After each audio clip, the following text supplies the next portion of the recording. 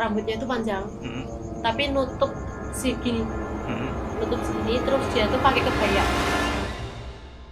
Tapi jalannya tuh cepet, karena ini ketutup gini toh, jadi agak miring gini. Gitu. Jalannya tuh gini tapi langsung belok. Tak liatin udah nggak ada.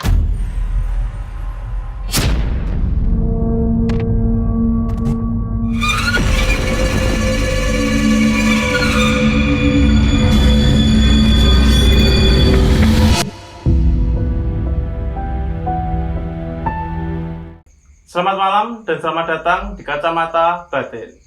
Perkenalkan, nama saya Nugraha. Di kesempatan malam hari ini, kita kedatangan narasumber yang akan menceritakan kisah mistisnya saat diteror pocong. Bagaimana alur ceritanya? Bagaimana kisahnya? Langsung saja kita tanyakan ke narasumbernya. Mbak Nugraha. Ya, Tri. Gimana kabarnya? Alhamdulillah baik, sehat. Sehat. Katanya punya pengalaman horor, Mbak. Iya. Seperti apa? Horornya itu gimana? Katanya di teror pocong. Iya.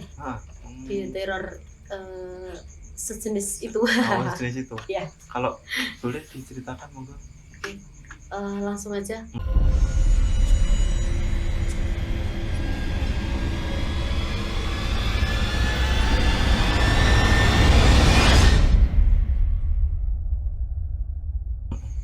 Dulu kan tahun 2018-an kayaknya. Itu kan di rumah sepi karena orang tua baru sakit di rumah sakit. Terus aku kan cuma di rumah sendiri sama Bude, itu kakaknya ibu, itu di rumah sama Bude. Terus aku kan sehari-harinya juga bekerjanya itu ada 2 shift pagi sama shift malam, shift siang gitu. Terus awal mulanya tuh aku sama teman itu pergi ke, ya ini kan masih Gunung Kidul ya Mas, pergi ke Wonosari. Terus dulu kan lewat jalan apa ya agak sedikit angker sih, menurutku agak sedikit angker. Lewat jalan itu sampainya di rumah itu nggak ngerasain apa-apa, belum merasakan apa gitu loh. Nah pas malam itu aku nggak bisa tidur. Aku kan tidurnya sama Bude tadinya, terus aku pindah ke rumahku karena rumahku kosong. Terus aku nyoba tidur di rumah sendiri daripada di rumah Bude gitu. Terus pas tidur di rumahku sendiri, aku tuh nggak bisa tidur. Jam berapa itu, Mbak? Itu sekitar jam 12-an mungkin. Padahal kan aku sering tidur jam 9, jam 10 gitu kan udah tidur. Tapi itu jam 12 belum bisa tidur gitu. Terus pas jam itu ke kamar, itu kan dari nonton TV, aku ke kamar itu kok ngerasa bau badanku tuh kayaknya bau busuk gitu loh. Busuknya itu busuk kayak bangkai. Nah bangkai tapi agak amis anyir gitu. Nah, terus tak cari, kan di badanku yang bau, tak cium-cium gini kok nggak bau. Baunya cuman baju itu bekas dicuci gitu loh, bau sabun. Terus tak cari di sekitaran rumah itu nggak ada bangkai, nggak ada bau apapun. Tapi aku tuh nyium badanku sendiri tuh bau, bener-bener bau busuk gitu. Terus itu sampai aku tuh jam hampir subuh mungkin itu nggak bisa tidur sama sekali. Cuma nyari tahu itu bau apa gitu. Terus tetep tak ciumin gini, nggak ada bau, di bantal nggak ada, di kasur nggak ada. Padahal udah dicari di seluruh ruangan. Iya, di seluruh ruangan nggak ada sama sekali. Terus sampai pagi baru bisa tidur tuh, setelah subuh itu baru bisa tidur. Alhamdulillahnya kan masukku shift siang, jadi bisa tidur dulu dari jam yang malam nggak bisa tidur itu tadi. Nah kerjanya kan sampai setengah 9 malam. Nah sampai setengah 9 malam tuh karena kerjanya di counter itu kan harus rekapan dulu tuh mas, rekapan dulu, terus pulangnya itu sekitar jam 9-an mungkin itu baru pulang. Nah pulang, rumahku kan agak perkampungan. Tapi bentar mbak, Iya. saya mau tanya, kan mbaknya kan ngerasa kayak bau Bau busuk. bau busuk. Heeh. Kan Mbak Tri kan masuk kerja. Iya. Nah, teman-temannya Mbak Tri itu tanya nggak sama Mbak Tri apa yang ngerasa bau kayak gitu cuman Mbak Tri doang? Oh Waktu iya. di tempat kerjaannya Mbak Tri. Sempet nanya sama teman-teman, karena udah mandi, udah pakai parfum, udah kayak gitu, tetap bau. Tapi cuman aku yang ngerasa. Sampai temanku yang dari shift pagi sampai ke shift siang, kan aku shift siang, sampai ke shift siang itu tak tanya, coba dicium gitu toh, dicium itu tetap baunya parfum, terus sama sabun-sabun gitu nempelnya, itu nggak ada bau busuk. Tapi aku tuh bau busuk, bener-bener busuk banget, bangkai gitu. Terus cuman aku juga diem, nggak kan Nggak pada bicara nanya, pada nanya ngapain, masih harus cium itu ngapain gitu loh.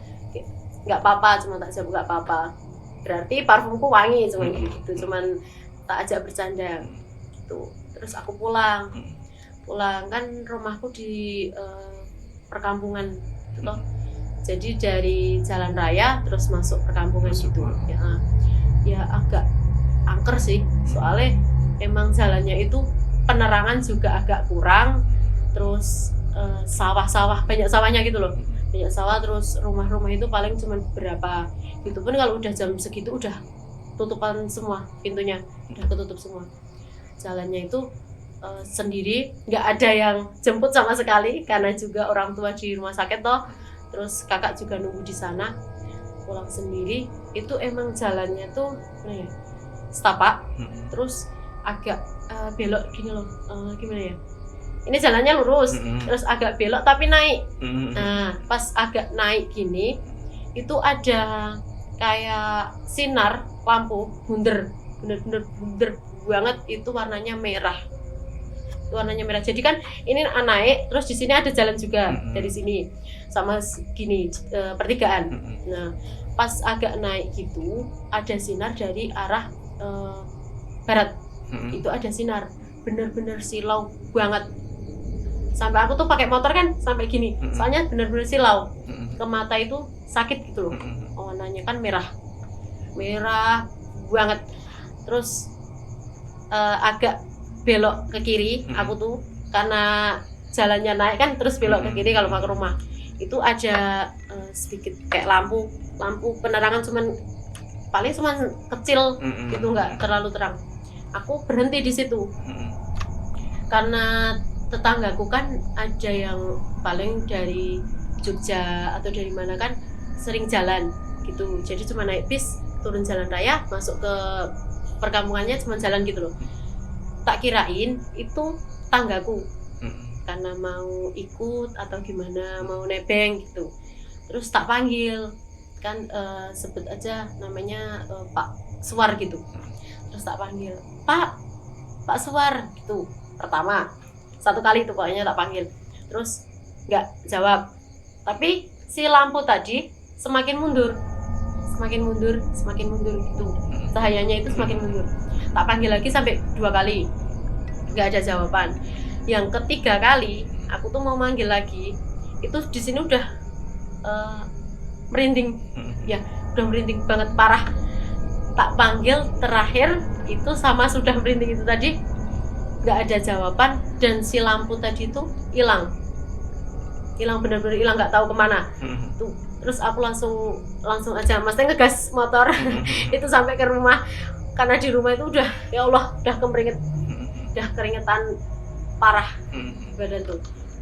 Terus aku tuh cerita sama Bude itu, sama karena suruh tak cium juga toh,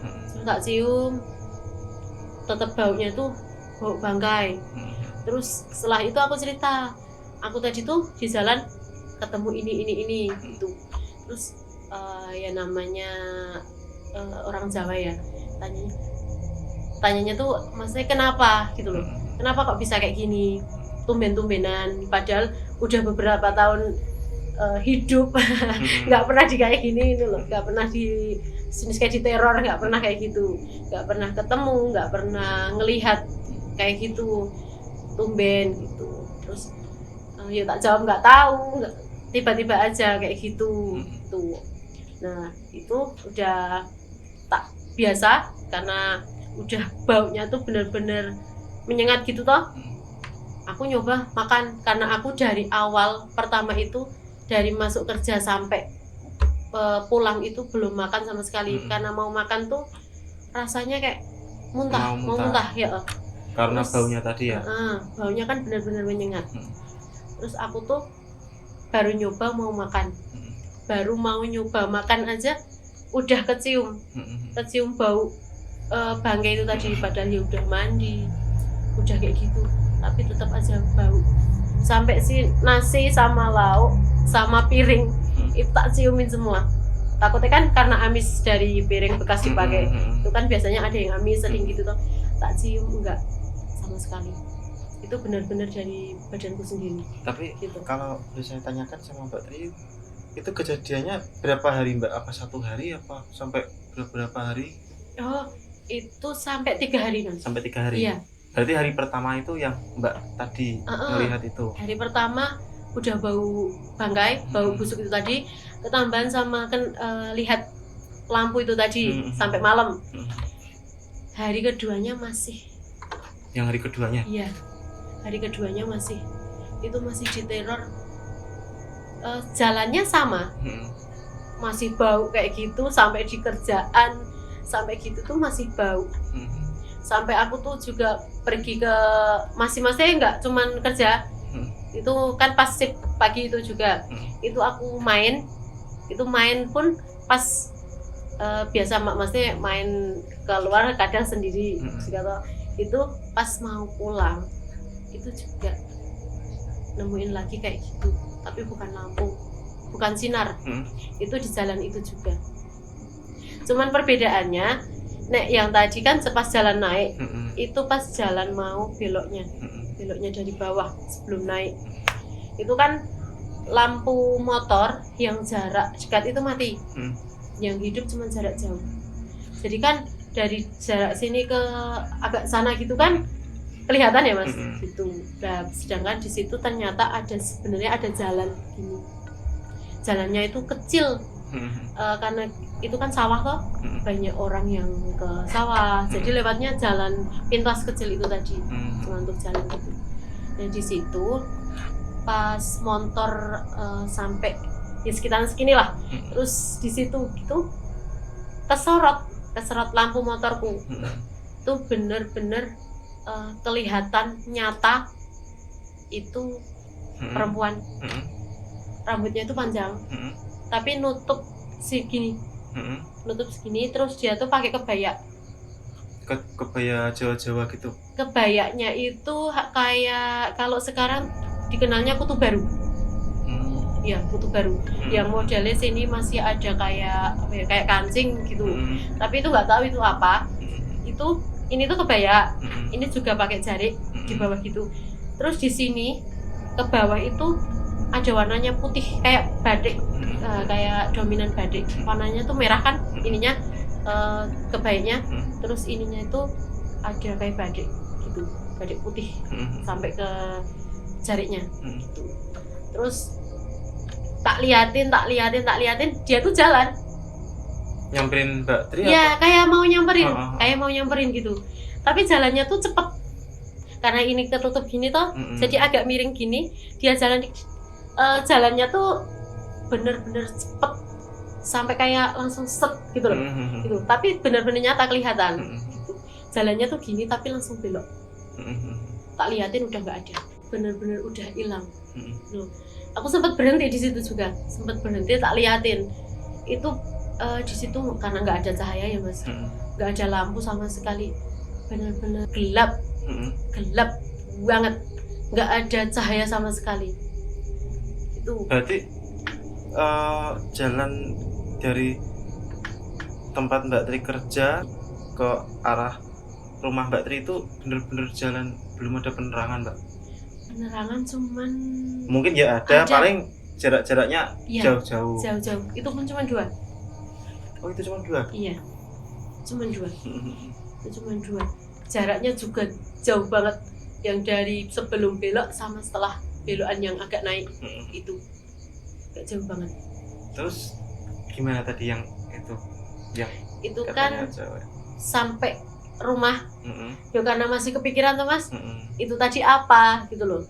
Aku tuh juga cerita lagi sama pas itu kan Masku yang nomor 2 itu pulang dari nunggu di rumah sakit, itu pulang mau gantian gitu, dia pulang terus tak ceritain gini dari awal yang lampu, terus dari yang sama bau busuk juga, suruh tak cium juga, nyium itu sama, tetap dia itu nggak nyium apapun.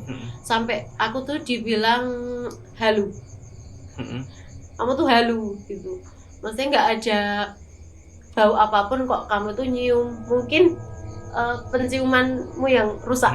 Sampai digituin, kamu baru pilek ya digituin. Enggak Mas, maksudnya benar-benar nyata, ini tuh nyata. Aku tuh udah nyium bajuku udah 2 hari ini, badanku itu udah baunya bau bangkai itu. Tapi Masku tetap nggak percaya yang nomor 2 tuh. Terus tak ceritain gini, ternyata sebenarnya dia tuh juga pernah lihat juga yang lampu, juga pernah lihat gitu. Tapi dia tuh nggak karena emang nggak takut sih ya, karena laki. Jadi nggak takut. Dia itu pernah lihat itu, tapi juga nggak begitu, responnya biasa aja gitu loh. Cuman dia juga cerita karena pernah lihat kayak gitu. Dah itu sampai malam, sampai aku tuh nggak bisa tidur lagi. Jadi selama 2 hari itu benar-benar 2 hari 2 malam itu benar-benar keganggu, karena benar nggak bisa tidur sama sekali. Jadi tidur itu kayak cuman habis subuh nggak bisa tidur gitu terus, sampai yang terakhir ke hari ketiga. Hari yang ketiga itu sama, aku tuh masuk, tapi masuknya shift pagi karena mau libur kan, biasanya shift pagi gitu. Aku masuk shift pagi, terus biasa tetap suruh tak nyium ya, nyium bau badan itu tadi tetap nggak ada. Sampai rumah itu juga, teman-temanku kan kebetulan sering main, karena di rumah juga sendiri toh, sering main, itu tak suruh nyium juga nggak ada baunya sama sekali nggak ada. Tapi aku yang nggak pede Mas, karena berkumpul terus bercerita apapun itu, biasa kan mesti perempuan kan gitu, ceritain sana sini ya, mungkin rasa minder rasa minder. Bauku tuh bau sendiri, tapi temen-temenku nggak ada yang nyium baunya gitu loh. Maksudnya perasaanku sendiri apa gimana gitu. Terus hari ketiga itu karena di tempatku tuh sering ada pengajian. Itu kan malam minggu kalau nggak salah. Pas malam minggu itu ada sering pengajian kayak remaja gitu loh. Gitu. Sebelum berangkat itu pas maghrib, setelah maghrib itu kan makan sama Bude gitu. Sama Bude itu makan, terus pas baru makan itu di depan rumah itu kan pintu tertutup karena maghrib, katanya kalau orang dulu maghrib itu ditutup, ditutup biar nggak ada yang masuk gitu. Itu ada yang ketok-ketok gitu, terus sampai 3 kali mungkin kayak gitu. Terus tak buka, aku tuh lari, tak buka, kirain ada siapa gitu, nggak ada orang sama sekali, nggak ada orang. Terus Bude tanya siapa, nggak ada orang. Terus yang ketok-ketok siapa gitu. Jadi semakin penasaran tuh Mas. Udah maghrib, terus kalau orang Jawa yang nggak boleh keluar, nggak boleh gitu maghrib gitu. Tapi kok ada yang ketok-ketok siapa, sedangkan nggak ada orang. Nah pas itu malah budeku tuh pulang gitu loh. Udah aku ketakutan tapi budeku pulang. Ya udah tak bikin biasa, masih nerusin makan walaupun sambil mau muntah karena ya itu bau, ya masih bau itu. Terus ternyata budeku pulang itu dia bilang sama kakakku, anaknya budeku gitu, bilang adikmu gini ceritain yang tadi yang ada yang ketok-ketok yang gitu. Terus karena kakakku agak khawatir karena ya rumah itu udah 25 harian mungkin rumahku itu nggak kepake. Iya, nggak kepake. Karena ditinggal ya. Karena ditinggal karena sebelumnya kan aku tidurnya sama bude gitu. Tapi ya karena masuk rumahku sendiri sampai nggak dipakai gitu loh. Terus aku tidur di situ gitu. Terus kakakku bilang kalau mau pengajian berangkat aja, nanti rumahnya dikunci gitu. Terus aku berangkat.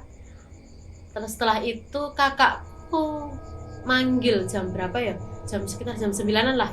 Itu manggil pulang jam 9 malam. Kan pengajian biasanya pakai jam sampai jam 10. Nah, jam 9 itu dipanggil pulang dulu gitu. Terus ya bingung karena orang tua di rumah sakit. Tak pikir karena orang tua gimana gitu toh. Terus ada apa? Pulang dulu. Nanti nek sampai rumah tak kasih tahu gitu. Terus sampai rumah baru dikasih tahu kalau kakakku itu telepon Ustadz yang ada di Jakarta. Kan kakakku yang satu di Jakarta, anaknya Budi. Itu telepon bilang, ini tuh adik gini di rumah. Terus aku tuh disuruh ambil wudhu dulu. Setelah ambil wudhu terus baca surat-surat pendek gitu sama ayat kursi sama gitu. Terus aku tuh udah ambil itu tadi udah ambil wudhu. Terus aku disuruh menghadap ke kiblat. Terus aku baca surat-surat tadi dengan khusyuk. Terus oh iya, satu lagi, di rumahku kan ada gamelan kesenian gitu. Ya, itu kan ada di rumahku karena semuanya alat-alat kesenian yang itu ada di rumahku semua. Terus pas aku baca surat itu posisinya anginnya biasa. Pas baru tengah-tengah baca itu anginnya biasa. Pas aku baca ayat kursi itu sampai tengah-tengah hampir mau selesai, itu angin bener-bener kenceng. Cuman di lingkupnya rumahnya Mbak Teh apa sampai di lingkup? Segitu. Cuman di sekitar rumahku itu angin bener-bener gimana ya, bener-bener gemuruh gitu loh. Suaranya aja kedengeran gitu. Sampai kakakku itu mau lari gitu loh. Mau lari ke rumah itu, tapi kasihan aku masih di dalam rumah gitu kalau mau lari. Pas angin itu kenceng, tiba-tiba yang gamelan tadi tiba-tiba bunyinya itu kan masnya tahu gong zaman dulu yang besar yang itu besar bundar itu bunyinya kan kayak dipukul gler gitu loh. Bunyinya kayak gitu satu kali tapi gler gitu. Terus ada kayak hentaan apa ya, kayak masih ada nada yang sedikit jadi gler. Nah, masih ada dengung. Nah, masih ada dengungnya gitu. Suaranya kayak gitu. Itu pas mau. Terus sampai itu karena ya takut tuh Mas, diteror selama 3 hari sampai nggak bisa makan, nggak bisa tidur. Itu kenapa? Kan ya pusing juga. Pusing, takut di rumah udah ditinggal cuman sama Bude udah ngurusin ini itu, masih tak kasih tahu ceritaku yang kayak gini. Itu kan kasihan juga.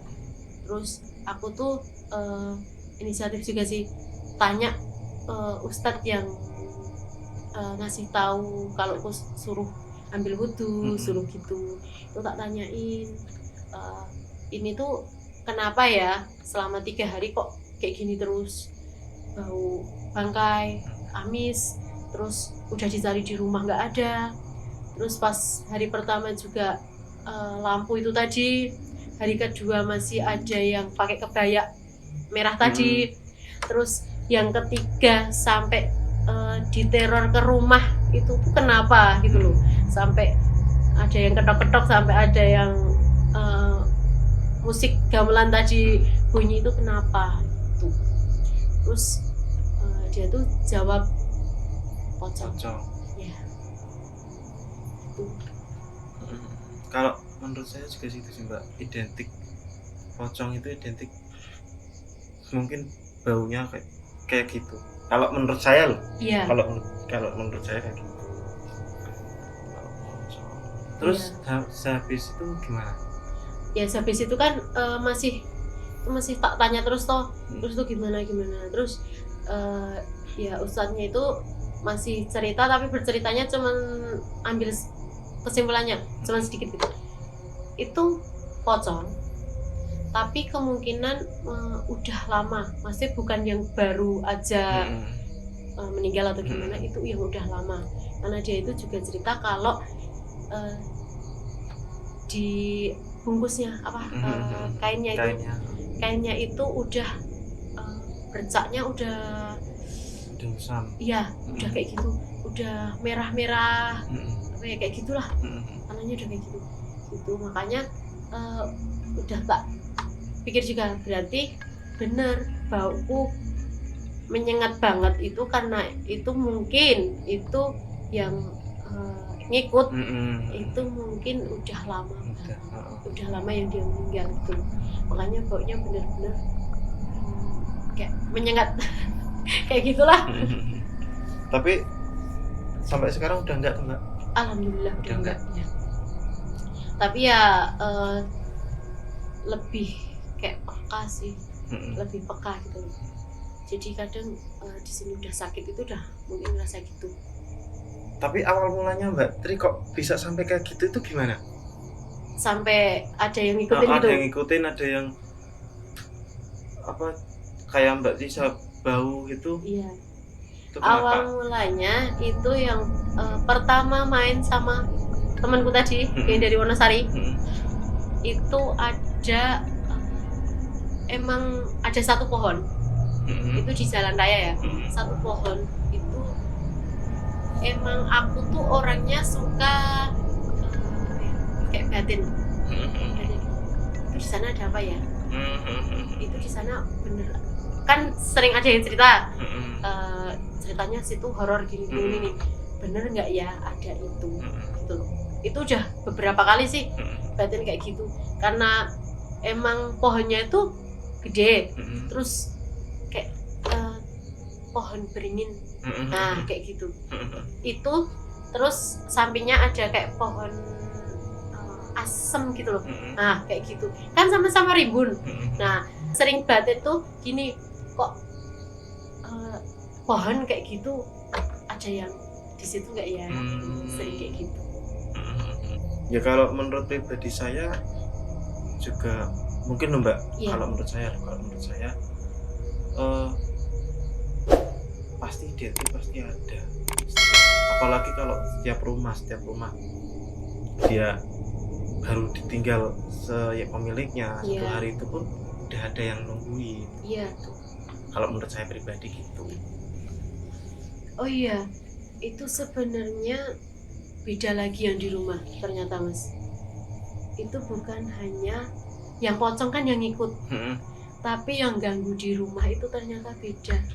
Yang ketok-ketok tadi? Iya, itu ternyata udah kemungkinan di situ itu udah berapa hari ya? Ya pokoknya 25 hari kan udah nggak kepake itu tadi, nggak ada kegiatan sama sekali di rumah itu. Itu kan katanya juga Ustadz yang tadi yang tak tanyain itu, yang awal itu ya juga baru cerita itu ada nggak tahu itu namanya apa, tapi dia tuh tinggi, hitam, itu ada di tengah-tengah rumahnya kan agak memanjang gini tuh rumahku, ada di tengah-tengah, benar-benar tengah-tengah gitu. Jadi kalau ternyata orang-orang pas lewat rumahku selama 25 hari nggak ada orang itu katanya rumahku tuh bener-bener kayak rumah kalau udah nggak dipakai itu Mas, rumah kosong kayak gitu. Walaupun udah ada lampu terang, itu kayaknya redup gitu. Ya mungkin itu aja ya Mas yang bisa saya ceritakan di malam ini. Oke. Ya, terima kasih Mbak Tri udah menyempatkan mampir ke sini, udah mau bagi cerita pengalaman horornya. cukup bikin bulu rindu Ya. itu ceritanya Mbak Tri. Terima kasih lagi buat Mbak Tri, dimanapun Mbak Tri berada, dimanapun Mbak Tri sedang beraktivitas, dimudahkan apa saja yang Amin. ada.